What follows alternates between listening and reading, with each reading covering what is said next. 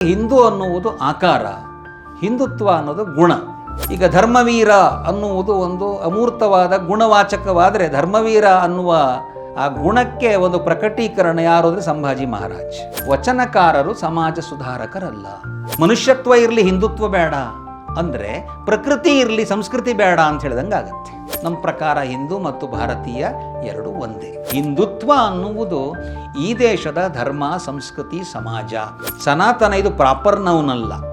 ಸನಾತನ ಈ ಧರ್ಮದ ಕ್ವಾಲಿಟಿ ಅದು. ಹಿಂದುತ್ವ ಅನ್ನೋದು ಒಂದು ನಿಂತ ನೀರಲ್ಲ, ಬದಲಾಗಿ ಸತ್ಯಶೋಧನೆಯ ಮಾರ್ಗ.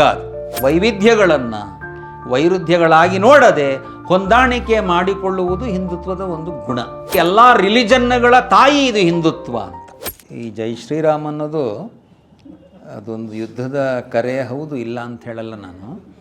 ಆದರೆ ನಾನೀಗ ಹೇಳಿದ್ದು ಒಂದು ಯುದ್ಧದ ಘೋಷಣೆಯಾಗಿ ಹೇಳಲಿಲ್ಲ. ಈಗ ಜೈ ದುರ್ಗೆ ಅಂತ ಏನು ಹೇಳ್ತಾರೆ ಅದು ಯುದ್ಧದ ಕರೆ, ಅದು ಕರ್ತವ್ಯದ ಕರೆ. ಅದು ನಾನು ಹೇಳಿದ್ದು ಎರಡು ಅಂಶಗಳ ಕಾರಣ. ಒಂದು ಸಮಾಜದ ಹಾಸು ಮತ್ತು ಹೊಕ್ಕು ಅಂತ ಇರುತ್ತೆ. ಬಟ್ಟೆ ನೇಕಾರಿದ್ರೆ ಗೊತ್ತಾಗುತ್ತೆ ಅದು. ಒಂದು ಹಾಸು ಒಂದು ಹೊಕ್ಕು ಅಂತ ಹೀಗೆ ಇರುತ್ತಲ್ಲ, ಕ್ರಾಸ್ ಸೆಕ್ಷನ್, ಅದು ಟೆಕ್ಸ್ಚರ್ ಅಂತೀವಿ. ಆ ಥರ ಭಾರತೀಯ ಸಮಾಜದ ಟೆಕ್ಸ್ಚರ್ನ ಎರಡು ಭಾಗ ಇದೆ. ಒಂದು ಅಧ್ಯಾತ್ಮ, ಇನ್ನೊಂದು ಧರ್ಮ. ಅಧ್ಯಾತ್ಮ ಅಂದರೆ ನನ್ನನ್ನು ನಾನು ಹೇಗೆ ನೋಡ್ತೀನಿ ಅನ್ನುವುದು ಅಧ್ಯಾತ್ಮ. ಅದು ಸ್ವಾರ್ಥದ ವಿಷಯ. ಸ್ವಾರ್ಥ ಅಂದರೆ ಕೆಟ್ಟದ್ದು ಅಂತ ಅಂದ್ಕೊಳ್ಳೋ ಅಗತ್ಯ ಇಲ್ಲ. ಆ ಥರ ಎಷ್ಟೊಂದು ಶಬ್ದಗಳು ಅಪಮೌಲ್ಯ ಆಗಿದೆ, ಅದರಲ್ಲಿ ಸ್ವಾರ್ಥ ಅನ್ನೋದು ಒಂದು ಅಪಮೌಲ್ಯ ಆಗಿರೋ ಶಬ್ದ. ನಾನು ನನ್ನನ್ನು ಏನಂತ ನೋಡ್ತೀನಿ, ಹೇಗೆ ನೋಡ್ತೀನಿ ಅನ್ನುವುದು ಸ್ವಾರ್ಥ, ಅನ್ನುವುದು ಅಧ್ಯಾತ್ಮ, ಅನ್ನುವುದು ಪರಮಾರ್ಥಕ್ಕೆ ಕಾರಣ.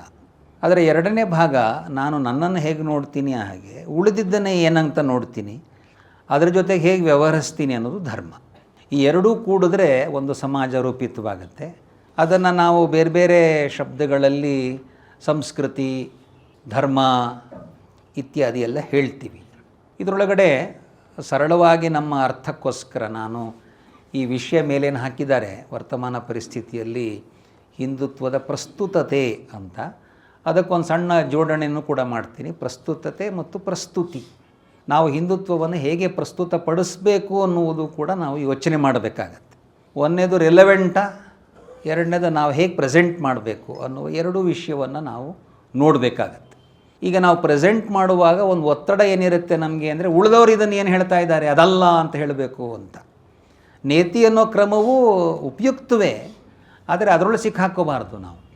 ಅದಕ್ಕಿಂತ ಹೆಚ್ಚು ನಾನೇನು ಹೇಳಬೇಕು ಅಂತಿದ್ದೀನಿ ಅನ್ನೋದನ್ನು ಹೇಳಬೇಕಾಗತ್ತೆ. ಆ ಹಿನ್ನೆಲೆ ಒಳಗಡೆ ಒಂದಷ್ಟು ಮಟ್ಟದ ಸ್ಪಷ್ಟತೆ ನಮ್ಮೆಲ್ರಿಗೂ ಬೇಕಾಗತ್ತೆ. ಅದಕ್ಕೋಸ್ಕರ ನಾನು ಸರಳವಾಗಿ ನಮಗೆ ಅರ್ಥವಾಗುವ ವಿಷಯ, ಮನುಷ್ಯ ಅಂತ ಒಂದು ಪ್ರಾಣಿ. ಅದ್ರ ಬಗ್ಗೆ ಯಾರಿಗೂ ಸಂಶಯ ಇರಲ್ಲ. ಏನಯ್ಯ ನೀ ಮನುಷ್ಯನ ಅಂತ ಕೇಳಿದ್ರೆ ಹೌದು ಅಂತ ಹೇಳ್ತೀವಿ. ಹೇಗೆ ಗೊತ್ತಾಯಿತು ನಿಮಗೆ ಅಂದರೆ ಮನುಷ್ಯನ ಒಂದು ಆಕಾರ ಇದೆ. ಒಂದು ಪ್ರಾಣಿಗೂ ಮನುಷ್ಯನಿಗೂ ಅಂಗಗಳು ಹೆಚ್ಚು ಕಡಿಮೆ ಒಂದೇ ಇರುತ್ತೆ. ಅದಕ್ಕೂ ಎರಡು ಕಿವಿ ಇರ್ಬೋದು, ನಾವು ಎರಡು ಕಾಲು ಎರಡು ಕೈ ಅಂತೀವಿ, ಆದರೆ ಆ ಲಿಂಬ್ಸ್ ಲೆಕ್ಕಕ್ಕೆ 4 ಇರೋವಂಥ ಬೇಕಾಷ್ಟು ಪ್ರಾಣಿಗಳಿರುತ್ತೆ. ಹಾಗಿದ್ದರೆ ಆ ಪ್ರಾಣಿ ಈ ಮನುಷ್ಯನಿಗೂ ವ್ಯತ್ಯಾಸ ಇದೆಯಾ ಅಂದರೆ ಇದೆ. ಯಾಕೆಂದರೆ ಯಾವ ಅಂಗ ಹೇಗಿದೆ, ಎಲ್ಲಿದೆ ಅನ್ನೋದ್ರ ಮೇಲೆ ಗೊತ್ತಾಗೋಗುತ್ತೆ ಇದು ಮನುಷ್ಯ ಅಂತ. ಹಾಗಾಗಿ ಮನುಷ್ಯನ ನೀನು ಅಂತ ಕೇಳುವ ಪ್ರಶ್ನೆ ಇಲ್ಲ, ಅದು ಆಕಾರಕ್ಕೆ ಸಂಬಂಧಪಟ್ಟಿತ್ತು. ಆದರೆ ಮನುಷ್ಯ ಹೇಗೆ ನಡ್ಕೊಳ್ಬೇಕು ಅಂತ ನಾವು ಇಷ್ಟು ವರ್ಷಗಳಲ್ಲಿ ಕಂಡುಕೊಂಡಿದ್ದೀವಿ. ಹಾಗಾಗಿ ಮನುಷ್ಯ ಆದವನು ಒಂದು ನಾಯಿಗೆ ಒದ್ದರೆ ಮನುಷ್ಯತ್ವ ಇಲ್ಲ ಅಂತೀವಿ. ಅಂದರೆ ಮನುಷ್ಯನ ಆಕಾರಕ್ಕಿಂತ ಅದರೊಳಗಿನ ಅಡಕ ಏನು ಗುಣ ಇದೆ ಅದು ತತ್ವಕ್ಕೆ ಸಂಬಂಧಪಟ್ಟಿದ್ದು. ಹಾಗಾಗಿ ಮನುಷ್ಯತ್ವ ಅಂತ ಶಬ್ದ ಹೇಳ್ತೀವಿ. ಹಾಗೆ ಹಿಂದೂ ಅನ್ನುವುದು ಆಕಾರ, ಹಿಂದುತ್ವ ಅನ್ನೋದು ಗುಣ. ಆದರೆ ಗುಣ ಅಮೂರ್ತವಾದ್ದು. ಅಮೂರ್ತವಾದ್ದನ್ನು ಹೇಳೋಕ್ಕೆ ಬೇಕಾಗತ್ತೆ. ಈಗ ಧರ್ಮವೀರ ಅನ್ನುವುದು ಒಂದು ಅಮೂರ್ತವಾದ ಗುಣವಾಚಕವಾದರೆ ಧರ್ಮವೀರ ಅನ್ನುವ ಆ ಗುಣಕ್ಕೆ ಒಂದು ಪ್ರಕಟೀಕರಣ ಯಾರು ಅಂದರೆ ಸಂಭಾಜಿ ಮಹಾರಾಜ್. ಆವಾಗ ಧರ್ಮವೀರ ಅನ್ನುವ ಗುಣಕ್ಕೆ ವಾಚಕ ಅದು. ಅಂದರೆ ಯಾವುದೇ ಗುಣವನ್ನು ತೋರಿಸ್ಬೇಕಾದರೆ ಅದನ್ನು ನಡ್ಕೊಳ್ಳೋ ಅಂಥ ಒಂದು ಸಮಾಜ ಬೇಕಾಗತ್ತೆ. ಹಾಗಾಗಿ ಒಂದು ಹಿಂದುತ್ವ ಅನ್ನೋದನ್ನು ನಾವು ಏನು ಅಂತ ಎಕ್ಸ್ಪೀರಿಯನ್ಸ್ ಮಾಡಬೇಕು ಅನ್ನೋದಾದರೆ ಆ ಆಧ್ಯಾತ್ಮದ ನೆಲೆಯಲ್ಲಿ ಧರ್ಮ ಅಂತೇನಿದೆ, ಆ ಧರ್ಮದಂತೆ ನಡವಳಿಕೆಗೇನು ಸಂಸ್ಕೃತಿ ಅಂತೀವಿ, ಅದನ್ನು ನಡೆಸುವ ಸಮಾಜ ಇದೆ. ಇದೆಲ್ಲದ ಜೊತೆಗೆ ಇದಕ್ಕೊಂದು ದೀರ್ಘಕಾಲದ ಇತಿಹಾಸ ಇರುತ್ತೆ. ಇದೆಲ್ಲ ಸೇರಿದ ಒಟ್ಟು ಹಿಂದುತ್ವ. ಹಿಂದುತ್ವ ಅಂದರೆ ಸಾಮಾನ್ಯ ಅರ್ಥದಲ್ಲಿ ಧರ್ಮ ಅಷ್ಟೇ ಅಲ್ಲ, ಯಾಕೆಂದರೆ ಧರ್ಮ ಅನ್ನೋ ಶಬ್ದವೇ ಬಹಳ ವ್ಯಾಪಕವಾದಂತಹ ತುಂಬ ರೀತಿಯ ಒಳಗೊಳ್ಳುವಿಕೆಗಳನ್ನು ಅದು ಇಟ್ಕೊಳ್ಳುತ್ತೆ.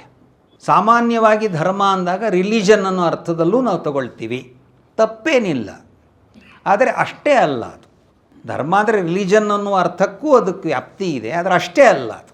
ಹಾಗೆಯೇ ರಿಲಿಜನ್ ಅನ್ನೋದಕ್ಕೆ ಸಂಬಂಧಪಟ್ಟ ಹಾಗೆ ಇನ್ನು ಬೇರೆ ಶಬ್ದಗಳು ನಮ್ಮ ಹತ್ರ ಇಲ್ಲ. ಹಾಗೆ ಡ್ಯೂಟಿ ಅನ್ನುವುದ ಅರ್ಥಕ್ಕೂ ಅದಿದೆ, ಕಾಸ್ಮಿಕ್ ಲಾಸ್ ಅನ್ನೋ ಅರ್ಥದಲ್ಲೂ ಇದೆ. ಅದಕ್ಕೆ ಇಲ್ಲಿರುವವರಿಗೆ ಬಹುಪರಿಚಿತರಾಗಿರುವಂತಹ DVG ಅವರ ಬಹಳ ಸುಂದರವಾದಂತಹ ಒಂದು ಪುಸ್ತಕ ಇದೆ, ಸತ್ಯ ಋತ ಧರ್ಮ ಅಂತ. ಎಲ್ಲರೂ ಓದಬೇಕು. ಯಾಕೆ ಅಂದರೆ ಒಂದು ಫಂಡಮೆಂಟಲ್ಸನ್ನು ಸರಿಯಾಗಿ ಹೇಳುತ್ತೆ. ಎರಡನೇದು ಹಿಂದುತ್ವದ ಪುಸ್ತಕದಂತೆ ಸಣ್ಣದು ಅದು. ಭಾರತದ ಸಾಮಾನ್ಯ ಸೌಷ್ಠವ ಏನು ಅಂದರೆ ಪುಸ್ತಕವನ್ನು ಸಣ್ಣದಾಗಿ ಬರಿಬೇಕು ಅನ್ನೋದು ಸಾಮಾನ್ಯ ಕ್ರಮ ನಮ್ಮದು. ಸಣ್ಣದಾಗಿ ಬರಿಬೇಕು, ಬರೆದಿದ್ದು ಮೌಲ್ಯ ಅಂತಾಗಿರಬೇಕು. ಹಾಗಾಗಿ ದಯವಿಟ್ಟು ಸತ್ಯ ಋತ ಧರ್ಮ ಈ ಪುಸ್ತಕವನ್ನು ಓದಿ. ಯಾಕೆಂದರೆ ಈ ಶಬ್ದಗಳೇನಿದೆಯಲ್ಲ, ಈ ಶಬ್ದಗಳನ್ನು ಸರಿಯಾಗಿ ತಿಳ್ಕೊಳ್ಳೋದಲ್ಲೇ ಇದ್ದರೆ ಹಿಂದುತ್ವವನ್ನು ಅರ್ಥ ಮಾಡ್ಕೊಳ್ಳೋದು ಕಷ್ಟ ಆಗತ್ತೆ. ಅದಕ್ಕೋಸ್ಕರ ನಾವು ತುಂಬ ಸರಿ ಏನು ಮಾಡ್ತೀವಿ ಅಂದರೆ ಅವರೇನು ಹೇಳಿದ್ರು ಇವರೇನು ಹೇಳಿದ್ರು ಅನ್ನೋದಕ್ಕಿಂತ ಮೂಲವಾಗಿ ಭಾರತದಲ್ಲಿ ಅಧ್ಯಾತ್ಮ ಅಂದರೆ ಏನು ಅನ್ನೋದನ್ನು ನಾವು ನೋಡಬೇಕಾಗತ್ತೆ. ಅಧಿ ಅನ್ನೋ ಶಬ್ದ ಸಂಬಂಧಪಟ್ಟಿದ್ದು ಅಂತ ಅದರ ಅರ್ಥ.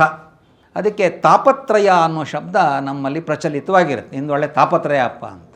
3 ತಾಪಗಳು, ಭೌತಿಕ, ದೈವಿಕ ಮತ್ತು ಆತ್ಮಿಕ ಅಂತ. ಅದರೊಳಗಡೆ ಭೌತಿಕ ಮತ್ತು ದೈವಿಕ ಸಾಮಾನ್ಯವಾಗಿ ಮನುಷ್ಯನ ಕೈಯಲ್ಲಿ ಹೆಚ್ಚಾಗಿ ಇರದೇ ಇರುವ ವಿಷಯಗಳು. ಮನುಷ್ಯನ ಕೈಯಲ್ಲೇ ಹೆಚ್ಚಿಗೆ ಇರುವ ವಿಷಯ ಆತ್ಮಿಕವಾದ್ದು. ಅಂದರೆ ನಾವು ಕಂಟ್ರೋಲ್ ಮಾಡಬಹುದಾದ ಯಾವುದು ಅಂದರೆ ನಮ್ಮನ್ನು.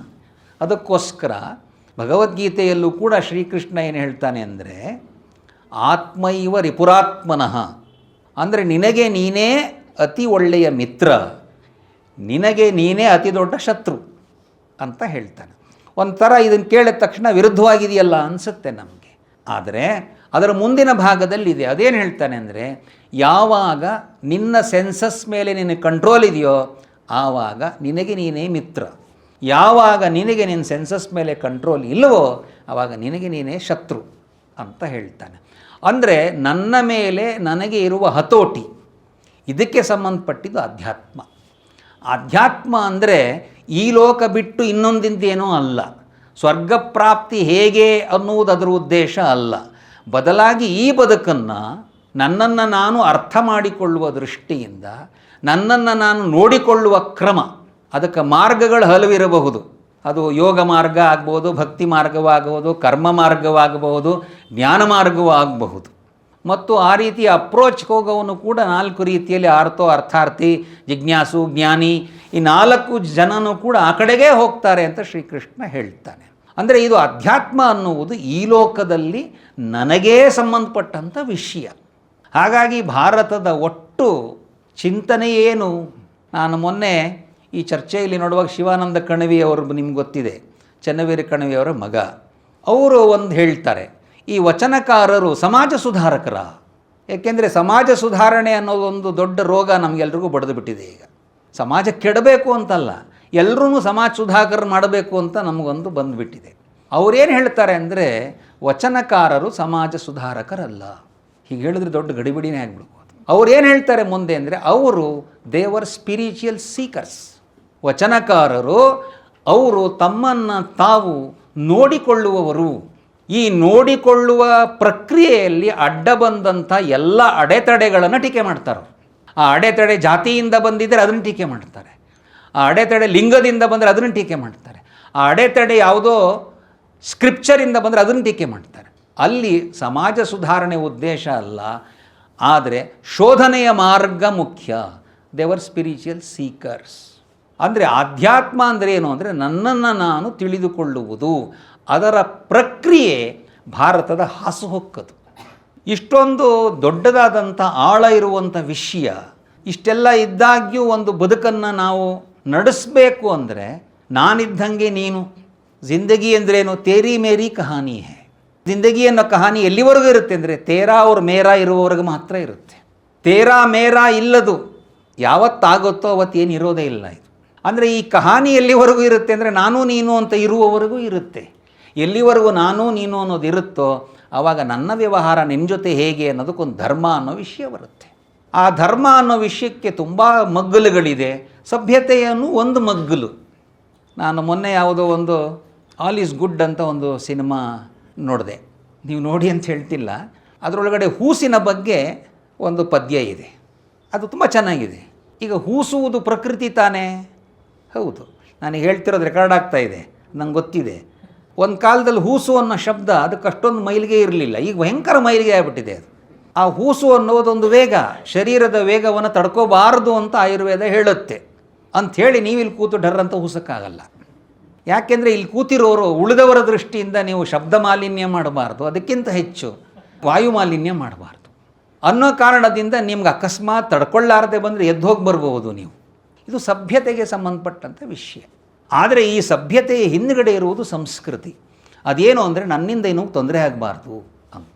ಅದರಲ್ಲಿ ತೊಂದರೆ ಆಗಬಾರದು ಅನ್ನೋದು ಒಂದು ಭಾಗ. ಆದರೆ ಅದೊಂದು ಕೃತಿಯಲ್ಲಿ ಒಂದಷ್ಟು ಉತ್ಕೃಷ್ಟತೆ ಬೇಕು ಅಂದಾಗ ಇನ್ನು ಚೆನ್ನಾಗಿ ಮಾಡುವುದು ಹೇಗೆ ಅನ್ನೋ ವಿಷಯ ಬರುತ್ತೆ. ಹಾಗಾಗಿ ಮನುಷ್ಯತ್ವ ಇರಲಿ ಹಿಂದುತ್ವ ಬೇಡ ಅಂದರೆ ಪ್ರಕೃತಿ ಇರಲಿ ಸಂಸ್ಕೃತಿ ಬೇಡ ಅಂತ ಹೇಳ್ದಂಗೆ ಆಗುತ್ತೆ. ಹಿಂದುತ್ವ ಅನ್ನುವುದು ಪ್ರಕೃತಿಗಿಂತ ಇನ್ನೂ ಎತ್ತರದ ಮಟ್ಟದ್ದಾಗಬೇಕೇ ಹೊರತು ಪ್ರಕೃತಿಯ ಮಟ್ಟದ್ದಲ್ಲ. ಅದು ಮನುಷ್ಯನಿಗೆ ಸಂಸ್ಕೃತಿ ಬಹಳ ಮುಖ್ಯ. ಪ್ರಾಣಿಗಳಿಗೆ ಅದು ಒಂದು ಮಟ್ಟದಲ್ಲಿರುತ್ತೆ. ಈಗ ಸಾಮಾನ್ಯವಾಗಿ ಒಂದು ಜೋಡಿ ಎತ್ತಿದ್ರೆ, ಸಾಮಾನ್ಯವಾಗಿ ನಮ್ಮ ದೇಶದಲ್ಲಿ ಜೋಡಿ ಎತ್ತಿಗೆ ರಾಮಲಕ್ಷ್ಮಣ ಅಂತ ಇಡುವ ಒಂದು ಪದ್ಧತಿ ಇದೆ.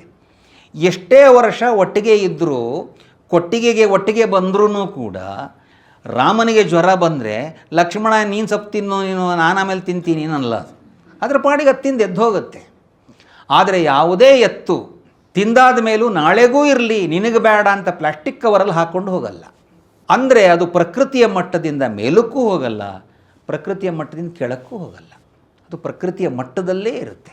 ಎಷ್ಟೋ ಸರಿ ಪ್ರಾಣಿಗಳೇ ನಮಗಿಂತ ಗುಣಗಲಿಮೇನು ಅಂತ ಸಂಪತ್ತಿಗೆ ಸವಾಲು ರಾಜ್ಕುಮಾರ್ ಹೇಳುವಾಗ ನಮಗನ್ಸುತ್ತೆ ಹೌದಲ್ಲ ಅಂತ. ಯಾಕೆ ಅಂದರೆ ಮನುಷ್ಯ ಅವನು ಪ್ರಕೃತಿಯ ಮಟ್ಟದಿಂದ ಕೆಳಗೆ ಬೀಳೋ ಸಂಭವಗಳು ಇದೆ. ಭುಜ್ನಲ್ಲಿ ಭೂಕಂಪ ಆದಾಗ ಬೆಂಗಳೂರಿನ ಕೆಲವು ಹುಡುಗರು ಅಲ್ಲಿಗೆ ಅಧ್ಯಯನಕ್ಕೆ ಅಂತ ಹೋಗಿದ್ದರು. ಹಿಂದೂ ಪೇಪರ್ನಲ್ಲಿ, ಮರುದಿನದ ಪೇಪರ್ನಲ್ಲಿ ಬಂದಂಥ ಒಂದು ಲೇಖನ ಇದು. ಅದರೊಳಗಡೆ ಏನು ಬಂದಿತ್ತು ಅಂದರೆ ಅವರು ಅಧ್ಯಯನಕ್ಕೆ ಹೊರಗಡೆ ಹೋಗಿದ್ದರು. ವಾಪಸ್ ಬರುವಾಗ ಅವರು ಎಲ್ಲಿ ಮನೆಗಳಲ್ಲಿದ್ದರು ಅದೆಲ್ಲ ಮನೆಗಳೆಲ್ಲ ಧ್ವಸ್ತವಾಗಿದ್ವು. ಆದಾಗ ಅವರು ಏನು ನೋಡಿದ್ರು, ಎರಡು ರೀತಿಯ ಉದಾಹರಣೆ. ಇದು ಯಾವುದೇ ಒಂದು ವರ್ಗ ಹೀಗಿದೆ ಅಂತಲ್ಲ. ಅಲ್ಲಿ ಹೆಣಗಳಿದ್ವು, ಅಲ್ಲಿ ಒಬ್ಬಳು ತಾಯಿ ಸತ್ತಿದ್ದಾಳೆ, ಒಬ್ಬ ಪೊಲೀಸ್ ಹೆಸರಲ್ಲಿ ಆರಕ್ಷಕ ಅಂತಿರುತ್ತೆ, ಅವನು ರಕ್ಷಣೆ ಮಾಡಬೇಕು. ಅವನು ಆ ಕಡೆ ಈ ಕಡೆ ನೋಡ್ದ, ಯಾರೂ ಇಲ್ಲ ಅಂಥೇಳಿ ಆ ಕಿವಿಯಿಂದ ಅದನ್ನು ಹರ್ಕೊಂಡು ತೆಗೆದು ಇಟ್ಕೊಂಡ.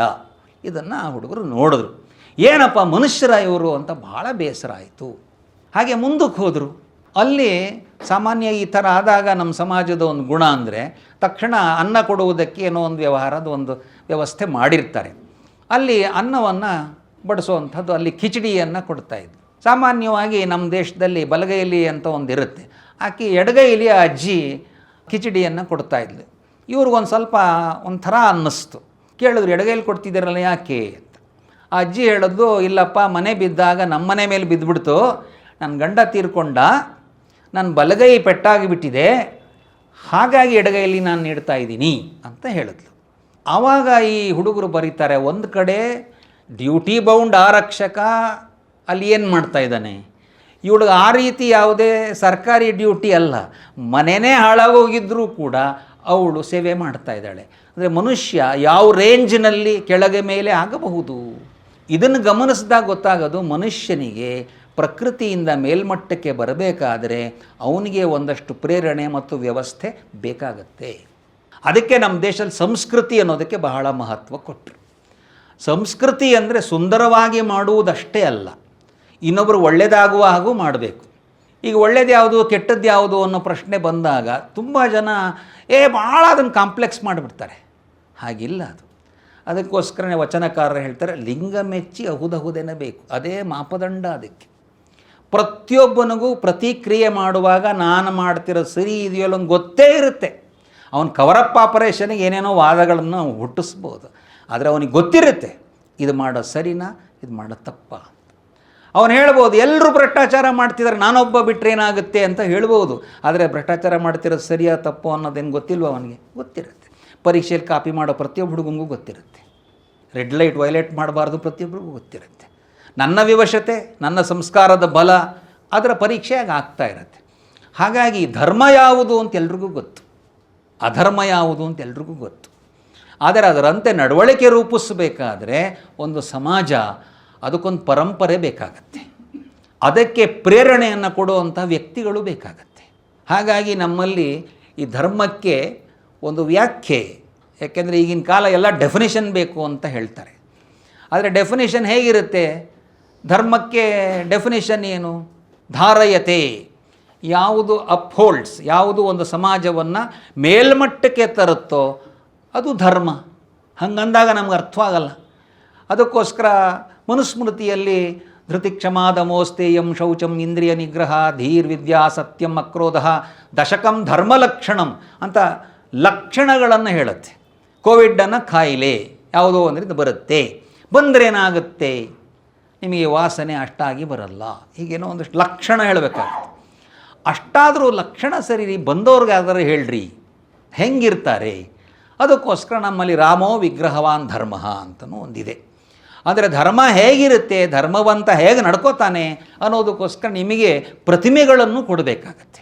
ಅಂದರೆ ಯಾವುದನ್ನು ನಾವು ಅಧ್ಯಾತ್ಮ ಅಂದಿದ್ದೀವಿ, ಯಾವುದನ್ನು ಧರ್ಮ ಅಂದಿದ್ದೀವಿ, ಯಾವುದರ ನಡವಳಿಕೆಯ ರೂಪಕ್ಕೆ ಸಂಸ್ಕೃತಿ ಅಂದಿದ್ದೀವಿ, ಅದನ್ನು ನಡೆಸುವಂತಹ ಸಮಾಜ, ಅದಕ್ಕೆ ಬೇಕಾದ ಪ್ರತಿಮೆಗಳು, ಅದನ್ನು ಉಳಿಸಿಕೊಳ್ಳುವುದಕ್ಕೆ ಬೇಕಾದ ಹೋರಾಟಗಳು, ಇದನ್ನು ಸಮಾಜಕ್ಕೆ ತರೋದಕ್ಕೆ ಬೇಕಾದಂಥ ಎಲ್ಲ ವ್ಯವಸ್ಥೆಗಳು, ಇದೆಲ್ಲ ಸಮಗ್ರವಾಗಿ ಬಂದಾಗ ಅದು ಹಿಂದುತ್ವ ಆಗುತ್ತೆ. ಹಿಂದುತ್ವ ಅನ್ನೋದು ಒಂದು ಯಾವುದೋ ಸಣ್ಣ ಭಾಗವಲ್ಲ, ಭಾರತದ ಸಮಗ್ರ ಇತಿಹಾಸ ಅದು ಹಿಂದುತ್ವಕ್ಕೆ ಸಂಬಂಧಪಟ್ಟಿತ್ತು. ಇಲ್ಲಿ ಮತ್ತೆ ಈ ಶಬ್ದಗಳ ಜಾಲವೂ ಒಂದು ಬರುತ್ತೆ. ಪ್ರತಿಯೊಂದು ಶಬ್ದಕ್ಕೆ ಅದರದ್ದೇ ಆದಂಥ ವ್ಯುತ್ಪತ್ತಿ ಶಾಸ್ತ್ರನೂ ಇರುತ್ತೆ. ಆದರೆ ಎಷ್ಟೋ ಬಾರಿ ಏನಾಗುತ್ತೆ ಅಂದರೆ, ನಮ್ಮಲ್ಲೇ ಶಾಸ್ತ್ರಕಾರರು ಹೇಳ್ತಾರೆ, ಯಾವುದನ್ನು ಉಪಯೋಗಿಸ್ತಿರಲ್ಲ ಆ ಉಪಯೋಗದ ಬಲದಿಂದಲೇ ಅದಕ್ಕೆ ಅರ್ಥ ಬರುತ್ತೆ ಅಂತ. ಹಾಗೆ ನೋಡಿದ್ರೆ ಭಾರತ ಅನ್ನೋ ಶಬ್ದಕ್ಕೆ ವ್ಯುತ್ಪತ್ತಿ ಶಾಸ್ತ್ರವೂ ಇದೆ ಮತ್ತು ಅದು ಸಂಸ್ಕೃತಿ ವಾಚಕ ಸೂಚಕವೂ ಇದೆ. ಹಾಗಾಗಿ ಈ ದೊಡ್ಡ ಚರ್ಚೆಯಲ್ಲಿ ಹಿಂದೂ ಅನ್ನೋ ಶಬ್ದ ವೇದದಲ್ಲಿದೆಯಾ, ಉಪನಿಷತ್ತಲ್ಲಿದೆಯಾ ಅನ್ನುವ ವಿಷಯವನ್ನು ಯಾರು ಅಕಾಡೆಮಿಕ್ಸ್ ಅವರು ಚರ್ಚೆ ಮಾಡಲಿ. ಇದು ಅದು ಒಂದೇನಾ ಅಂದರೆ ಹೌದು, ನಮ್ಮ ಪ್ರಕಾರ ಹಿಂದೂ ಮತ್ತು ಭಾರತೀಯ ಎರಡು ಒಂದೇ. ಆದರೆ ಈಗ ಹಿಂದೂ ಅನ್ನೋ ಶಬ್ದ ಇನ್ನೂ ಹೆಚ್ಚು ಸಾಂಸ್ಕೃತಿಕ ವಾಚಕವಾಗಿ ಇದೆ. ಈಗ ಆ ಹಿನ್ನೆಲೆ ಒಳಗಡೆ ಹಿಂದುತ್ವ ಅನ್ನುವುದು ಈ ದೇಶದ ಧರ್ಮ, ಸಂಸ್ಕೃತಿ, ಸಮಾಜ ಇವನ್ನೆಲ್ಲವನ್ನು ಚೆನ್ನಾಗಿ ಬಿಂಬಿಸುತ್ತೆ. ಆ ಕಾರಣದಿಂದ ಹಿಂದುತ್ವ ಅನ್ನೋ ವಿಷಯದ ಬಗ್ಗೆ ನಾವು ಚರ್ಚೆಯನ್ನು ಮಾಡ್ತಾ ಇದ್ದೀವಿ. ಮತ್ತು ಸಂಘದ ವಲಯದಲ್ಲಿ ಚರ್ಚೆ ಮಾಡುವಾಗ ಇದಕ್ಕೆ ಇನ್ನೊಂದು ಭಾಗ ಬಂದಿರೋದು ರಾಷ್ಟ್ರೀಯತೆ ಅನ್ನುವ ವಿಷಯ. ಈ ರಾಷ್ಟ್ರೀಯತೆಯನ್ನು ಕೂಡ ನಾವು ನ್ಯಾಷನಲಿಸಮ್ ಅನ್ನುವ ರೀತಿಯಲ್ಲಿ ಅನುವಾದ ಮಾಡಿದಾಗ ತುಂಬ ಎಡವಟ್ಟುಗಳು ಬರುತ್ತೆ. ಯಾಕಂದರೆ ಈ ನ್ಯಾಷನಲಿಸಮ್ಗೆ ಸಂಬಂಧಪಟ್ಟಂಥ ವ್ಯಕ್ತಿಗಳು ಅದು ಯಾರೂ ಇರ್ಬೋದು, ನೆಪೋಲಿಯನ್ ಇರ್ಬೋದು, ಸ್ಟಾಲಿನ್ ಇರ್ಬೋದು, ಯಾರೂ ಇರ್ಬೋದು. ಅದ್ರಲ್ಲಿ ಬಂದ ಕೆಲವು ಸಂಗತಿಗಳೇನೆಂದರೆ ಅದು ಫ್ಯಾಸಿಸಮ್ ಅನ್ನೋ ಶಬ್ದವು ಅದಕ್ಕೆ ಸೇರ್ಕೊಂಡು ಬಿಡುತ್ತೆ. ಯಾಕೆಂದರೆ ಒಂದು ವಿಪರೀತವಾದಕ್ಕೆ ಸಂಬಂಧಪಟ್ಟಿದ್ದು ಅಂತ ಬರುತ್ತೆ. ಆವಾಗ ಏನಾಗುತ್ತೆ ಅಂದರೆ ಅವರ ನ್ಯಾಷನಲಿಸಮ್ ಅನ್ನೋಕ್ಕೆ ರೇಸ್ ಮತ್ತು ಲ್ಯಾಂಗ್ವೇಜ್ ಬಹಳ ಹತ್ತಿರವಾದ ಅದಿರಬೇಕು ಅಂತ. ಆ ನೇಷನ್ ಅನ್ನೋ ಶಬ್ದವೇ ಒಂದು ಉತ್ಪತ್ತಿಯಿಂದ ಬಂದಿರೋದೇನು ಅಂದರೆ ಸಮಾನ ರಕ್ತ ಅನ್ನೋ ಥರದೆಲ್ಲ ಇದೆ ಅದು. ಆ ಹಿನ್ನೆಲೆಯಲ್ಲಿ ನೋಡಿದಾಗ ಅಲ್ಲಿ ತುಂಬ ಬೇರೆ ಸಂಗತಿಗಳಿದೆ. ಆದರೆ ನಾವು ರಾಷ್ಟ್ರೀಯತೆ ಅನ್ನುವಾಗ ಭೂ ಸಾಂಸ್ಕೃತಿಕವಾದಂಥ ವಿಷಯವನ್ನು ಹೇಳ್ತಿದ್ದೀವಿ. ಹಾಗಾಗಿ ಹೇಳುವಾಗ ಕಲ್ಚರಲ್ ನ್ಯಾಷನಲಿಸಮ್ ಅನ್ನೋ ಶಬ್ದ ಹೇಳ್ತಾ ಇದ್ದೀವಿ. ಇಲ್ಲಿ ನ್ಯಾಷನಲಿಸಮ್ ರಾಷ್ಟ್ರೀಯತೆಯ ಪರ್ಯಾಯ ವಾಚಕವಲ್ಲ, ಆದರೂ ಅದನ್ನು ಉಪಯೋಗಿಸ್ತಾ ಇದ್ದೀವಿ. ಕಲ್ಚರ್ ಅನ್ನೋದು ಸಂಸ್ಕೃತಿಯೂ ಅಲ್ಲ, ಆದರೂ ಅದನ್ನು ಉಪಯೋಗಿಸ್ತಿದ್ದೀವಿ. ಸದ್ಯದ ರೀತಿಯಲ್ಲಿ ಅಂದ್ಕೊಂಡ್ರೆ ನಾವೇನು ಹಿಂದುತ್ವ ಅಂತ ಹೇಳ್ತಿದ್ದೀವಿ ಅದು ಈ ದೇಶದ ರಾಷ್ಟ್ರೀಯ ಕ್ಯಾರೆಕ್ಟರ್ಗೆ ಸಂಬಂಧಪಟ್ಟಿತ್ತು. ರಾಷ್ಟ್ರೀಯ ಅನ್ನೋದು ಕ್ಯಾರೆಕ್ಟರ್ ಸಂಬಂಧಪಟ್ಟಿತ್ತು. ಅಖಿಲ ಭಾರತ ಅನ್ನುವುದು ವ್ಯಾಪ್ತಿಗೆ ಸಂಬಂಧಪಟ್ಟಿತ್ತು. ಅದಕ್ಕೆ ಈ ದೇಶದ ಕ್ಯಾರೆಕ್ಟರ್ ಯಾವುದು ಅಂದರೆ ಹಿಂದುತ್ವ. ಹಾಗಾಗಿ ನಾವು ಇದನ್ನು ಯಾವುದನ್ನು ನಾವು ಸಾಮಾನ್ಯವಾಗಿ ಹೇಳುವಾಗ ವಿಶೇಷಣಗಳನ್ನು ಹೇಳ್ತೀವಿ, ಅಬ್ಜೆಕ್ಟಿವ್ಸ್ ಅಂತ ಹೇಳ್ತೀವಲ್ಲ. ಹಾಗಾಗಿ ಅಬ್ಜೆಕ್ಟಿವ್ ಯಾವುದು ಈ ದೇಶದ ಧರ್ಮಕ್ಕೆ ಅಂದರೆ ಸನಾತನ. ಸನಾತನ ಇದು ಪ್ರಾಪರ್ ನೌನಲ್ಲ, ಸನಾತನ ಈ ಧರ್ಮದ ಕ್ವಾಲಿಟಿ. ಅದು ಯಾವಾಗಲೂ ಇರುವುದು, ಹಿಂದೆಯೂ ಇತ್ತು, ಇವತ್ತೂ ಇದೆ, ನಾಳೆಯೂ ಇರುತ್ತೆ ಅನ್ನುವುದು ಸನಾತನ. ಅದು ಈ ಧರ್ಮಕ್ಕೆ ಹೆಸರಲ್ಲ. ಈ ಧರ್ಮಕ್ಕೆ ಇರೋದರಲ್ಲಿ ಪ್ರಾಪರ್ ನೌನ್ ಏನಾದರೂ ಇದ್ದರೆ ಅದು ಹಿಂದೂ ಧರ್ಮ. ಹಾಗಾಗಿ ನಮಗೆ ಯಾವ ಗೊಂದಲನೂ ಇಟ್ಕೊಳ್ಳೋ ಅವಶ್ಯಕತೆ ಇಲ್ಲ. ಹಿಂದೂ ಧರ್ಮ ಅನ್ನುವಾಗ ಸನಾತನ ಅದರ ಇನ್ಬಿಲ್ಟ್ ಒಂದು ಕ್ಯಾರೆಕ್ಟರಿಸ್ಟಿಕ್ ಅದರದ್ದು. ಯಾವುದೇ ಧರ್ಮ ಅದರ ಕ್ಯಾರೆಕ್ಟರಿಸ್ಟಿಕ್ ಸನಾತನ. ಧರ್ಮವಾಗಿರಬೇಕು ಅಂದರೆ ಎಲ್ಲ ಕಾಲಕ್ಕೂ ಎಲ್ಲ ದೇಶಕ್ಕೂ ಅದು ಪ್ರಸ್ತುತವಾಗಿರಬೇಕು. ನಿನ್ನೆ ಮಾತ್ರ ಸರಿ ಇತ್ತು ಅಂದರೆ ಅದು ಇವತ್ತಿಗೆ ಸರಿಯಾಗಲ್ಲ. ಅದರೊಳಗಡೆ ಕೆಲವು ವಿಷಯಗಳು ಬರುತ್ತೆ. ಸಾಮಾನ್ಯ ಧರ್ಮ, ಯುಗ ಧರ್ಮ, ಆಪದ್ಧರ್ಮ, ಧರ್ಮ ಸಂಕಟ, ಇವೆಲ್ಲ ಶಬ್ದಗಳು ಬರುತ್ತೆ. ಇದನ್ನು ನಾವು ಸ್ವಲ್ಪ ಯಾವಾಗಲಾದರೂ ತೆಗೆದು ನೋಡಬೇಕಾಗತ್ತೆ. ಸಾಮಾನ್ಯ ಧರ್ಮ ಅನ್ನುವುದು ಯಾವಾಗಲೂ ಇರುವ ವಿಷಯ. ಆದರೆ ಕೆಲವೊಮ್ಮೆ ಟೈಮ್ ಡಿಮ್ಯಾಂಡ್ಸ್ ಅನ್ನೋ ಕಾರಣಕ್ಕೆ ವಯಲೇಷನ್ ಕೂಡ ಧರ್ಮ ಆಗಬಹುದು. ಆದರೆ ಆ violation is an exception, not the rule. What the exception proves, it proves the rule. ಅದಕ್ಕೆ ಎಕ್ಸೆಪ್ಷನ್ನ ತಗೊಂಡು ಹಿಂದುತ್ವವನ್ನು ನಾವು ಹೇಳೋಕ್ಕಾಗಲ್ಲ. ಯುದ್ಧದಲ್ಲಿ ಕೊಲ್ಲುವುದು ಧರ್ಮವ ಅಂದರೆ ಸಾಮಾನ್ಯ ಧರ್ಮ ಅಲ್ಲ ಅದು.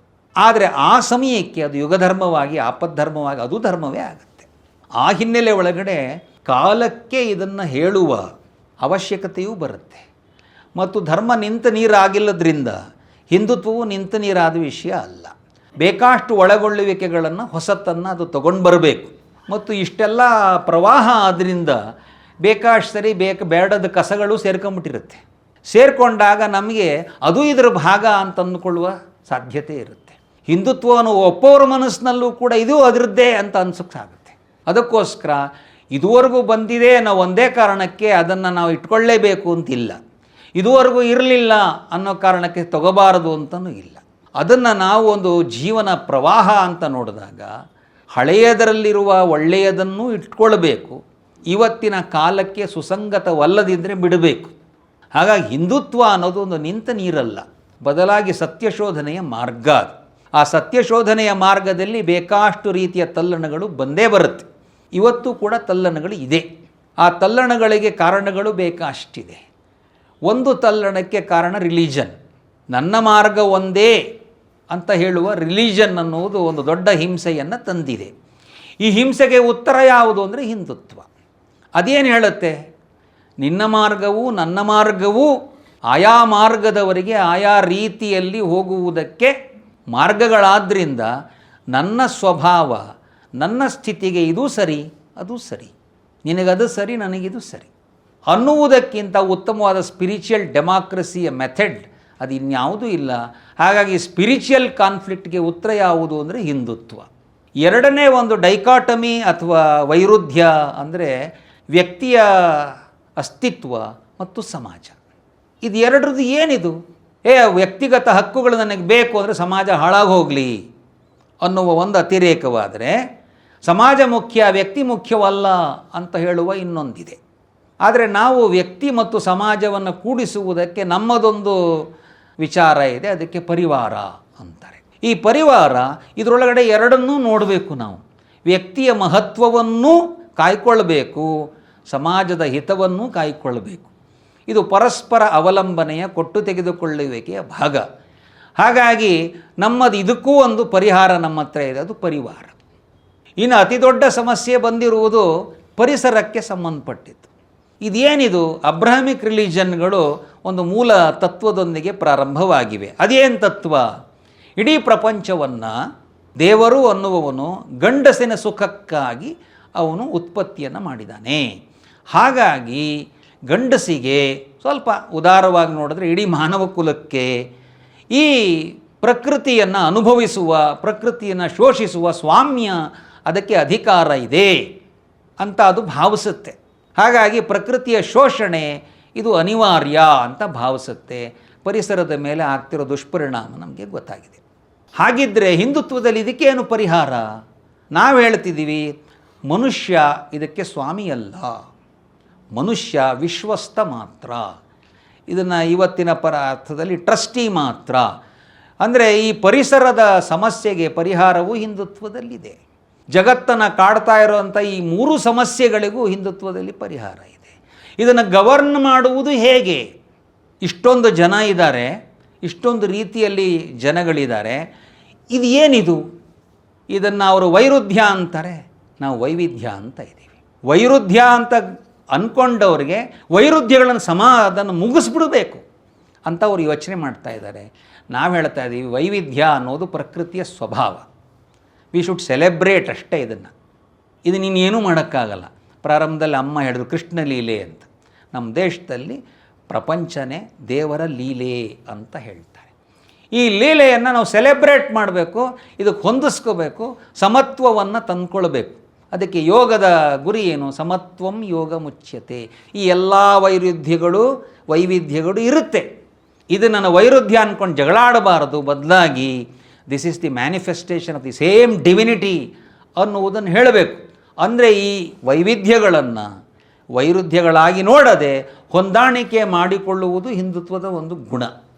ಇದು ಕೂಡ ಪ್ರಪಂಚದಲ್ಲಿ ಇವತ್ತೆಲ್ರಿಗೂ ಅಗತ್ಯವಾಗಿರುವಂಥ ವಿಷಯ. ಇನ್ನು ಈ ಗವರ್ನೆನ್ಸ್ಗೆ ಸಂಬಂಧಪಟ್ಟಾಗಿ ಏನು ಮಾಡಬೇಕು, ಹೇಗೆ ಇದನ್ನು ಅಡ್ಮಿನಿಸ್ಟರ್ ಮಾಡಬೇಕು, ಅದಕ್ಕೋಸ್ಕರ ಒಂದು ಕೇಂದ್ರದ ಶಾಸನ ಇರಬೇಕು, ಅದು ಹೇಳ್ದಂಗೆ ನಡ್ಕೋಬೇಕು ಅನ್ನೋದಕ್ಕೆ ಡಿಸೆಂಟ್ರಲೈಸೇಷನ್ ಅನ್ನುವಂಥ ವ್ಯವಸ್ಥೆಯನ್ನು ಪ್ರಪಂಚ ಹೇಳ್ತಾ ಇದ್ದಾಗ ನಾವು ಹೇಳ್ತಾ ಇದ್ದೀವಿ ಡಿಸೆಂಟ್ರಲೈಸೇಷನ್ ಅಂದ್ರೆ ಏನು ಅಂದರೆ ಎಲ್ಲ ಹಕ್ಕು ನನಗೆ ಕೊಟ್ಬಿಟ್ಟಿದ್ದಾರೆ ಯಾರೋ, ನಾನು ನಿಮಗೆ ಸ್ವಲ್ಪ ಸ್ವಲ್ಪ ಕೊಡ್ತೀನಿ. ಇದು ಡಿಸೆಂಟ್ರಲೈಸೇಷನ್. ಆದರೆ ನಮ್ಮ ದೇಶದ ಡಿಸೆಂಟ್ರಲೈಸೇಷನ್ ಅಲ್ಲ, ನಮ್ಮದು self governance. Self governing models ಜಗತ್ತಿಗೆ ಕೊಟ್ಟಿರೋರು ನಾವು. ಸೆಲ್ಫ್ ಗವರ್ನಿಂಗ್ ಮಾಡೆಲ್ಗೆ ಒಂದು ಉದಾಹರಣೆ ಕೊಟ್ಟರೆ ನಿಮಗೆ ನಗುನೇ ಬಂದುಬಿಡ್ಬೋದು. ಅದು ನಮ್ಮ ಪರಿವಾರ. ನಮ್ಮ ಪರಿವಾರ ಎಷ್ಟು ಚೆನ್ನಾಗಿ ಸೆಲ್ಫ್ ಗವರ್ನ್ ಮಾಡ್ಕೊಂಡು ಬರುತ್ತೆ. ಒಂದು ಪರಿವಾರ ಆರೋಗ್ಯದ ರಕ್ಷಣೆಯನ್ನು ಮಾಡುತ್ತೆ, ಮಿತವ್ಯಯದಿಂದ ಅದು ತನ್ನ ಫೈನಾನ್ಷಿಯಲ್ ಪ್ಲ್ಯಾನಿಂಗನ್ನು ಮಾಡಿಕೊಳ್ಳುತ್ತೆ. ಒಂದು ಸೆಲ್ಫ್ ಗವರ್ನಿಂಗ್ ಸ್ಟ್ರಕ್ಚರ್ನ ಒಂದು ಮೊದಲ ಉದಾಹರಣೆ ಯಾವುದು ಅಂದರೆ ಒಂದು ಮನೆ. ಅದರ ನಂತರದ ಉದಾಹರಣೆ ಒಂದು ಹಳ್ಳಿ. ಅದನ್ನು ಸ್ವಲ್ಪ ನೀವು ಒಂದು 50 ವರ್ಷದಿಂದ ಹೇಗೆ ಹಳ್ಳಿ ತನ್ನನ್ನು ಗವರ್ನ್ ಮಾಡ್ಕೋತಿತ್ತು ಅಂತ ನೋಡಬೇಕು. ಹಿಂದುತ್ವ ಈ ರೀತಿ ಗವರ್ನಿಂಗ್ ಒಂದು ಪ್ರಿನ್ಸಿಪಲ್ಸನ್ನು ಕೊಡುತ್ತೆ. ಅದ್ರ ಜೊತೆಗೆ ತುಂಬ ಒಳ್ಳೆಯ ಚಿಂತನೆಗಳು ಜಗತ್ತಿನಲ್ಲಿ ಇರಲಿಲ್ವಾ? ಇದ್ದವು. ಅವೆಲ್ಲ ಉಳಿದುವಾ? ಇಲ್ಲ. ಗ್ರೀಸ್ನಲ್ಲಿ ಏನು ಉಳಿದಿದೆ? ಜೇಡ್ರ ಬಲೆ ಉಳಿದಿದೆ ಅಂತ ವಿವೇಕಾನಂದರು ಹೇಳ್ತಾರೆ. ಒಳ್ಳೆಯ ಚಿಂತನೆ ಅಷ್ಟೇ ಇದ್ದರೆ ಸಾಕಾಗಲ್ಲ. ಅದನ್ನು ಧಾರಣೆ ಮಾಡುವ, ನಡೆದುಕೊಳ್ಳುವ, ಅವಶ್ಯಕತೆ ಬಿದ್ದರೆ ಪ್ರಾಣವನ್ನೂ ಕೊಡುವ ಒಂದು ಸಮಾಜ ಬೇಕಾಗತ್ತೆ. ಹಿಂದುತ್ವ ಅಂದರೆ ಆ ಸಮಾಜವೂ ಸೇರಿದಂಥದ್ದು. ಅದು ಬಿಟ್ಟು ಹಿಂದುತ್ವ ಆಗಲ್ಲ. ನೋಡಿ, ಇಷ್ಟೊಂದು ಜನ, ಇಡೀ ನೀವು ಸಿಖ್ಖರ ಪರಿವಾರಗಳಿಂದ ನೋಡಿದ್ರೆ ಅವರು ಏನು ಮಾಡಿದ್ರು ಅಂದರೆ ಇದು ಉಳಿಬೇಕಪ್ಪ, ಅದಕ್ಕೋಸ್ಕರ ಪ್ರಾಣ ಆದರೂ ಕೊಡ್ತೀನಿ ಅಂತ. ಒಂದು ಕಡೆ ಹೇಳಿದ್ರೆ ನಮ್ಮ ಶಾಸ್ತ್ರ ಗ್ರಂಥಗಳು ಇದು ಉಳಿಬೇಕು ಅಂತ ತಮ್ಮನ್ನು ತಾವು, ಅಂದರೆ ಒಂದು ಕಡೆ ಸಮಾಜ ಉಳಿಬೇಕು ಅಂತ ಹೋರಾಟ, ಶಾಸ್ತ್ರಗಳು ಉಳಿಬೇಕು ಅಂತ ಹೋರಾಟ, ದೇವಸ್ಥಾನಗಳು ದೇವರು ಉಳಿಬೇಕು ಅನ್ನೋ ಹೋರಾಟ. ಅಂದರೆ ಶ್ರದ್ಧಾ ಕೇಂದ್ರಗಳು ಯಾವುದು ಹೊರರೂಪಕ್ಕೆ ಕಾಣುತ್ತೋ ಅದನ್ನು ಉಳಿಸ್ಕೊಳ್ಳೋಕ್ಕೂ ಹೋರಾಟ, ಯಾವುದನ್ನು ಧರಿಸುವ ಸಮಾಜ ಅದನ್ನು ಉಳಿಸ್ಕೊಳ್ಳೋಕ್ಕೂ ಹೋರಾಟ. ಇದಕ್ಕಿಂತ ಇನ್ನೊಂದು ಅಂದರೆ ಮೂಲತತ್ವಗಳಿಂದ ಪಕ್ಕಕ್ಕೆ ಸರಿಯುವ ಸಮಾಜವನ್ನು ತಿದ್ದುವ ಪ್ರಯತ್ನವೂ ಇರುತ್ತೆ. ಸಾಮಾನ್ಯವಾಗಿ ನಮ್ಮ ದೇಶದ ಆತ್ಮ ಅಂತ ಕರೆಸಿಕೊಳ್ಳುವುದು ಚಿಂತನೆಯ ಸ್ತರದಲ್ಲಿ ಉಪನಿಷತ್ತುಗಳು ರೀತಿಯಲ್ಲೇ ಸಮಾಜ ಇದೆಯಾ ಅಂದರೆ ಇರಲ್ಲ. ಆ ಕಡೆ ಈ ಕಡೆ ಆಗ್ತಾ ಇರುತ್ತೆ. ಅದು ಆ ಕಡೆ ಈ ಕಡೆ ಆದಾಗ ತಿದ್ದುವ ಪ್ರಯತ್ನವನ್ನು ಈ ಸಮಾಜ ಮಾಡ್ಕೊಂಡು ಬಂದಿದೆ. ಅವ್ರನ್ನ ಸಾಧುಗಳು, ಸಂತರು ಅಂತ ನಾವು ಕರಿತೀವಲ್ಲ, ಅವರೆಲ್ಲ ಸೇರಿದ್ದು ಹಿಂದೂ ಸಮಾಜ, ಹಿಂದುತ್ವ ಅಂದರೆ ಒಂದ್ಯಾವುದೋ ಒಂದು ಶಾಖೆ ಅಲ್ಲ, ಒಂದೇ ರೀತಿಯ ವಿಚಾರವನ್ನು ಮಾಡ್ಕೊಂಡು ಬಂದವರಲ್ಲ. ಈ ದೇಶದಲ್ಲಿ ಬೇರೆ ಬೇರೆ ಭಾಷೆಗಳಲ್ಲಿ ಬೇರೆ ಬೇರೆ ಕಾಲದಲ್ಲಿ ಈ ಮೂಲ ಆಧ್ಯಾತ್ಮಿಕ ಚಿಂತನೆಯನ್ನು, ಧರ್ಮವನ್ನು ಮತ್ತೆ ಮತ್ತೆ ರೀಫೈನ್ ಮಾಡುವ ಕೆಲಸ ಮಾಡಿರುವವರು ಹಿಂದುತ್ವದ ಭಾಗನೇ. ಇಲ್ದಿದ್ದರೆ ಕೆಲವರನ್ನಷ್ಟೇ ಸೇರಿಸಿ ಆಗುವ ಒಂದು ಅಪಾಯ ಇರುತ್ತೆ. ಸಂಸ್ಕೃತ ಮಾತ್ರ ಹಿಂದುತ್ವನ? ನನ್ನ ಕನ್ನಡ ಬಿಟ್ಟು ಹೆಂಗೆ ಹಿಂದುತ್ವ ಇರೋಕ್ಕೆ ಸಾಧ್ಯ? ತಮಿಳ್ ಬಿಟ್ಟು ಹಿಂದುತ್ವ ಹೇಗೆ ಸಾಧ್ಯ? ಈ ದೇಶದ ಎಲ್ಲ ಭಾಷೆಗಳು, ಈ ದೇಶದ ಎಲ್ಲ ಚಿಂತಕರು, ಕೆಲವೊಮ್ಮೆ ಕೆಲವು ವಿಷಯ ನಮ್ಗೆ ಒಪ್ಪಿಗೆ ಆಗ್ಬೋದು, ಕೆಲವುದು ಒಪ್ಪಿಗೆ ಆಗದಿರಬಹುದು. ಯಾಕೆಂದರೆ ಎಲ್ಲ ವಿಷಯ ಎಲ್ಲ ಕಾಲಕ್ಕೂ ಯಾವಾಗಲೂ ಇರಲ್ಲ. ಅದು ಆಯಾ ಸಂದರ್ಭಕ್ಕೆ, ವಿಶ್ಲೇಷಣೆಯ ಸಂದರ್ಭಕ್ಕೆ ಅದು ಅನುಕೂಲಕರವಾಗಿರುತ್ತೆ. ಹಾಗಾಗಿ ಒಂದು ಸುಸಂಸ್ಕೃತ ಸಮಾಜ ಏನು ಮಾಡುತ್ತೆ ಅಂದರೆ ಈ ಥರ ಬಂದಂಥ ಇಡೀ ಎಲ್ಲ ಪರಂಪರೆಯನ್ನು ಗೌರವಿಸುತ್ತೆ. ಅದರ ಜೊತೆಗೆ ಆಚರಣೆಗೂ ತರಬೇಕಾಗತ್ತೆ. ಇದು ಕೇವಲ ಬೌದ್ಧಿಕ ವಿಲಾಸವಲ್ಲ.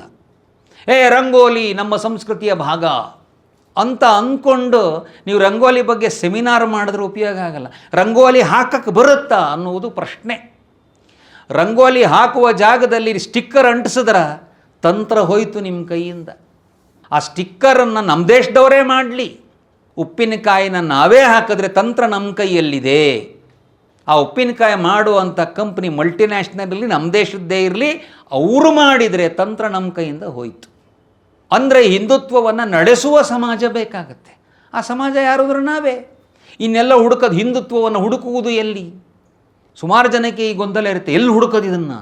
ಎಲ್ಲಿ ಹುಡುಕೋದು ಅವಶ್ಯಕತೆ ಇಲ್ಲ. ಇದು ನಾವೇ ಹಿಂದುತ್ವವನ್ನು ನಮ್ಮ ಮನೆಯಲ್ಲಿ ನನ್ನಲ್ಲೇ ಹುಡುಕೋಬೋದು. ನನ್ನಲ್ಲಿ ಹುಡುಕಿದಾಗ ನನಗೂ ಗೊತ್ತಾಗುತ್ತೆ ನನ್ನಲ್ಲಿರೋ ಒಳ್ಳೆಯದು ಏನು, ನನ್ನಲ್ಲಿ ಏನು ದೋಷ ಇದೆ, ಹಿಂದುತ್ವದಂತೆ ನನ್ನಲ್ಲಿ ಏನಿಲ್ಲ. ಅದಕ್ಕೆ ಸತತವಾಗಿ ನಮ್ಮನ್ನು ನಾವು ಶೋಧಿಸಿಕೊಳ್ಳುವ ಒಂದು ದೊಡ್ಡದಾದಂಥ ಪ್ರಯಾಣ ಇದು. ಈ ಪ್ರಯಾಣದಲ್ಲಿ ಒಂದು ಸಮಾಜ ಅದರ ಅಂತಃಸತ್ವಕ್ಕೆ ಯಾವಾಗಲೂ ನೀನು ಯಾರು ಅಂತ ಹೇಳ್ಕೊಡ್ಬೇಕಾಗತ್ತೆ.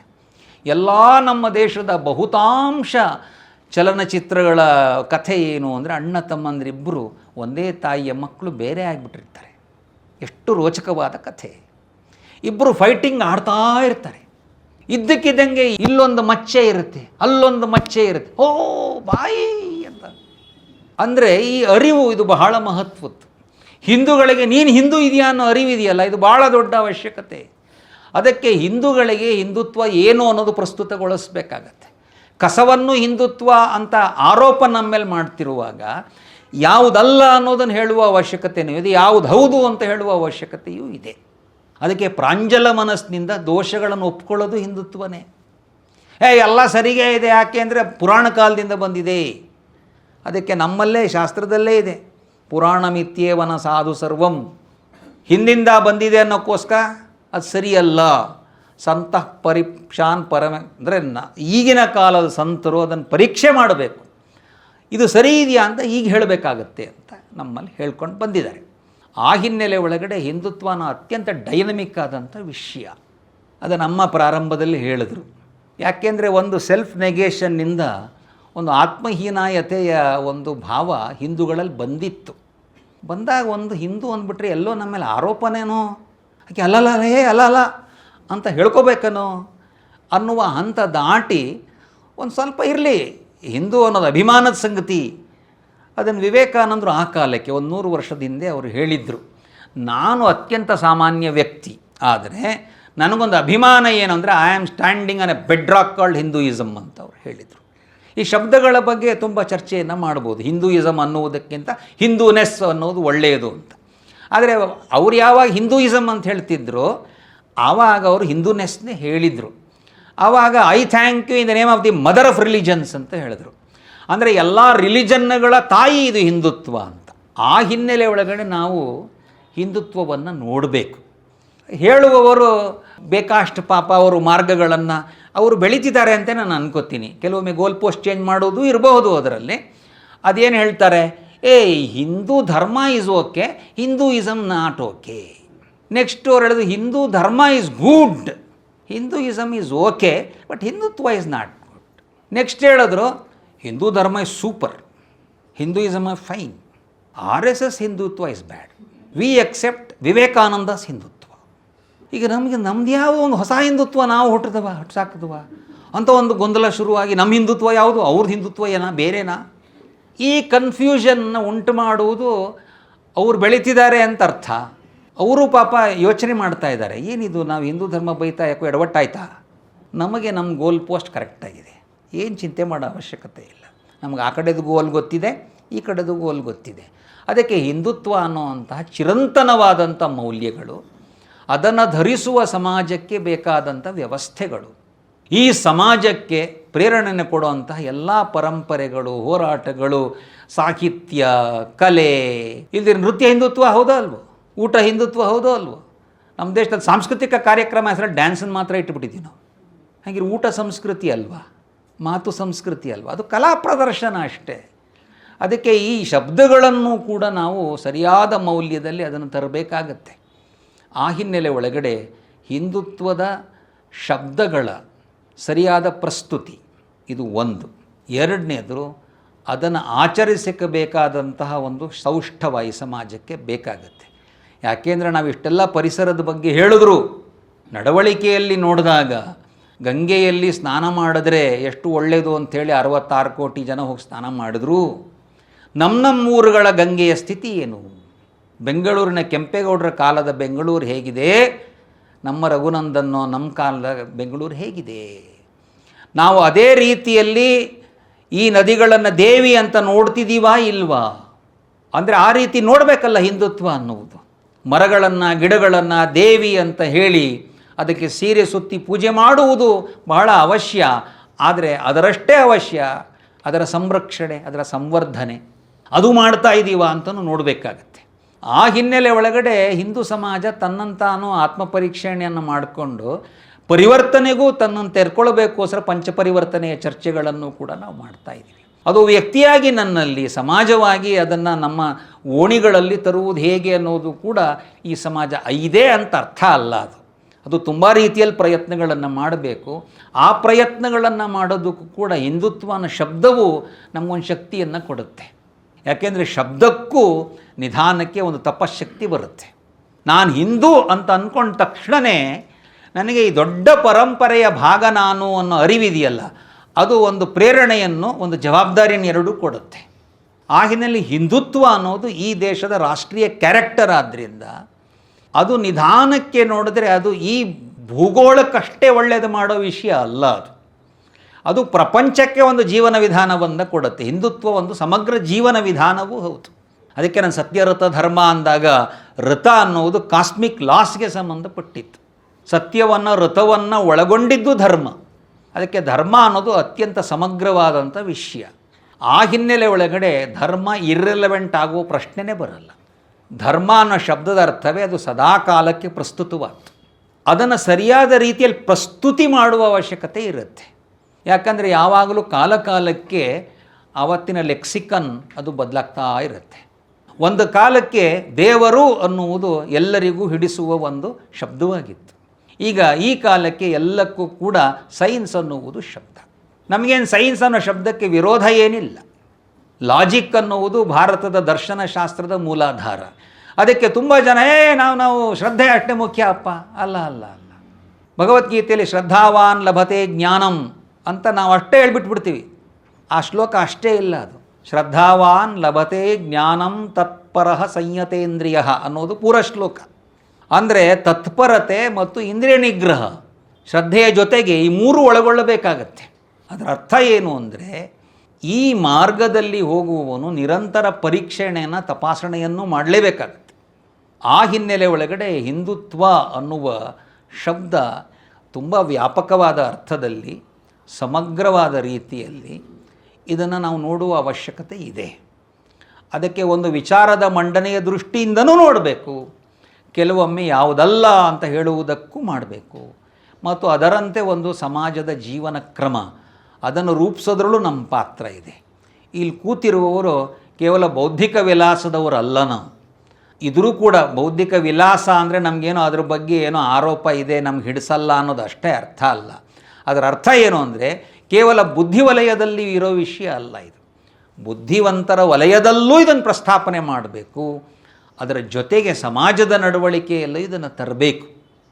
ಈ ಎರಡೂ ಕೆಲಸವನ್ನು ಮಾಡೋ ದೃಷ್ಟಿಯಿಂದ ಸಮಸಾಮಯಿಕ ಸಂದರ್ಭಗಳಲ್ಲಿ ಈ ಮೂರು ಬೌದ್ಧಿಕ ಇದರೊಳಗಡೆ ಇದೆ. ಒಂದು ಮೋಹನ್ ಭಾಗವತ್ ಅವರದೊಂದು ಭಾಷಣ ಇದೆ, ಹಾಗೆ ಸುರೇಶ್ ಜಿ ಸೋನಿ ಅವರ ಭಾಷಣ ಇದೆ, ಹಾಗೆ ಅರುಣ್ ಕುಮಾರ್ ಅವರ ಭಾಷಣ ಇದೆ. ಈ ಮೂರನ್ನು ತುಂಬ ಸಣ್ಣ ಪುಸ್ತಕ ಆದ್ದರಿಂದ ಆಮೂಲಾಗ್ರವಾಗಿ ಓದಿ ಅದರಲ್ಲಿರೋ ಸಂದರ್ಭಗಳನ್ನು ಕೆಲವೊಮ್ಮೆ ನಮಗೂ ಸಣ್ಣ ಪುಟ್ಟ ಗೊಂದಲ ಆಗುವ ಸಂಭವ ಇದ್ದೇ ಇರುತ್ತೆ. ಯಾಕೆಂದರೆ ಮನುಷ್ಯನ ಮೂಲ ಸ್ವಭಾವವೇ ಭಿನ್ನ ಭಿನ್ನವಾಗಿ ಯೋಚನೆ ಮಾಡೋದು.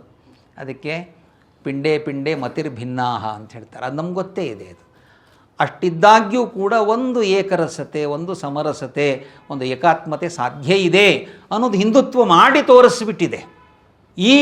ಇವತ್ತಿನ ತಲ್ಲಣಕ್ಕೂ ಇದು ಉತ್ತರ ಕೊಡಬಲ್ಲದು ಅನ್ನೋದನ್ನು ನಾವೇ ಇವತ್ತು ಪ್ರೂವ್ ಮಾಡಬೇಕಾಗತ್ತೆ. ಎಲ್ಲ ರೀತಿಯ ತಲ್ಲಣಗಳಲ್ಲೂ ಕೂಡ ಹೇಗೆ ಭಾರತ ಅಥವಾ ಹಿಂದುತ್ವದ ಚಿಂತನೆ ಈ ಎಲ್ಲ ಪ್ರಶ್ನೆಗಳಿಗೆ ಉತ್ತರವನ್ನು ಕೊಡಬಲ್ಲದು ಅನ್ನುವುದು ನಾವು ಪ್ರೆಸೆಂಟ್ ಮಾಡಬೇಕಾಗತ್ತೆ. ಅದಕ್ಕೆ ಪ್ರಸ್ತುತಿ ಅನ್ನುವುದು ಕೂಡ ಬಹಳ ಅವಶ್ಯಕತೆ ಇದೆ ಅಂತ ನನಗನ್ಸುತ್ತೆ.